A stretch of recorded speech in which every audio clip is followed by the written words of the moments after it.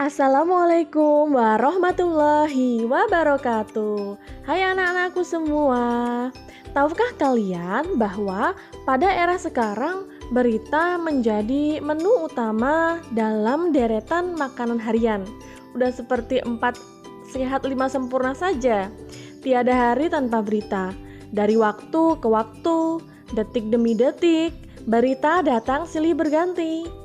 Beragam informasi terus berhamburan, memenuhi ruang kehidupan kita setiap harinya. Dengan banyaknya sajian berita, baik melalui media cetak maupun elektronik, kita harus bisa memanfaatkannya dengan baik. Nah, pada pertemuan kali ini, kita akan menyimpulkan isi berita. Tahukah kalian bahwa pertemuan sebelumnya kita telah membahas mengenai pengertian unsur-unsur teks berita. Sebelum kita memulai materi pada pertemuan kali ini, terlebih dahulu kita harus tahu apa sih manfaat berita bagi kita. Pada dasarnya, berita memiliki manfaat bagi pembelajaran maupun kehidupan sehari-hari, yakni memberikan wawasan dan informasi mengenai peristiwa-peristiwa yang sedang terjadi di masyarakat, serta memberikan kemudahan seseorang dalam menyampaikan berita yang sedang dibaca atau didengar. Coba perhatikan video berikut ini. Jelang pelarangan mudik yang akan dilakukan pada 6 hingga 17 Mei 2021, pengetatan terminal di wilayah Jakarta mulai dilakukan, salah satunya di Terminal Pulau Gebang, Jakarta Timur. Dirjen Perhubungan Darat Budi Setiadi bersama Kepala Korps Lalu Lintas Polri, Irjen Polisi Istiono, melakukan pengecekan protokol kesehatan jelang peniadaan mudik di Terminal Pulau Gebang pada Selasa siang. Menurut Kakor Lantas Polri, Irjen Polisi Istiono, persyaratan administrasi dijalankan secara ketat, namun jika calon penumpang belum memenuhi syarat administrasi, maka masyarakat tidak diperbolehkan untuk memasuki area Terminal Pulau Gebang. Sementara itu, Dirjen Perhubungan Darat Budi Setiadi menyatakan ada 3.000 bus beroperasi selama peniadaan mudik di Indonesia. Di DKI Jakarta sendiri hanya 2 terminal, yaitu Pulau Gebang dan Kalideres, yang buka selama peniadaan mudik. Nanti Adapun kegiatan pada pertemuan kali ini yaitu pada KD 4.1, yaitu menyimpulkan isi dari berita yang dibaca dan didengar. Adapun tujuan pembelajarannya yaitu setelah melihat tayangan video berita, peserta didik dapat menyimpulkan berita yang dibaca dan didengar. Tahukah kalian bahwa berita adalah laporan tentang suatu kejadian yang baru, berupa fakta yang menarik perhatian atau gagasan yang perlu disampaikan kepada khalayak. Perlu kalian ingat kembali bahwa unsur-unsur berita terdiri atas apa, di mana, kapan, siapa, mengapa, dan bagaimana.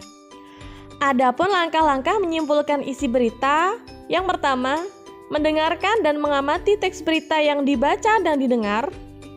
Yang kedua, mencatat unsur-unsur penting dalam berita terkait rumus adik Simba. Yang ketiga, meringkas berita berdasarkan unsur penting yang ditemukan. Yang keempat, menyimpulkan isi berita tanpa mengurangi inti dari berita. Coba perhatikan teks berita berikut ini. Adapun analisis unsur-unsur berita, yang pertama, apa yang terjadi, yaitu padatnya pelabuhan Merak. Kemudian, siapa yang mengalami peristiwa itu? Truk-truk pengangkut barang non-sembako. Di mana peristiwa itu terjadi? Di pelabuhan penyeberangan Merak. Kemudian, kapan peristiwa itu terjadi? 10 hari menjelang Lebaran, Sabtu 15 bulan November. Mengapa peristiwa itu terjadi? Karena adanya larangan melintas bagi truk non-sembako pada tanggal 21 sampai 25 November. Bagaimana proses terjadinya peristiwa? Proses tersebut menyebabkan antrean panjang truk di pintu masuk kapal. Setelah kalian melihat analisis unsur-unsur teks berita, sekarang saatnya kalian melihat ringkasan berita, yaitu Pelabuhan Merak dipadati oleh truk-truk pengangkut barang non-sembako pada 10 hari menjelang Lebaran, Sabtu 15 November. Kondisi tersebut adanya larangan melintas bagi truk non-sembako pada tanggal 21 sampai 25 November. Adapun simpulan isi berita, yaitu berita tersebut menyampaikan informasi tentang padatnya Pelabuhan Merak oleh truk-truk pengangkut barang non-sembako pada 10 hari menjelang Lebaran.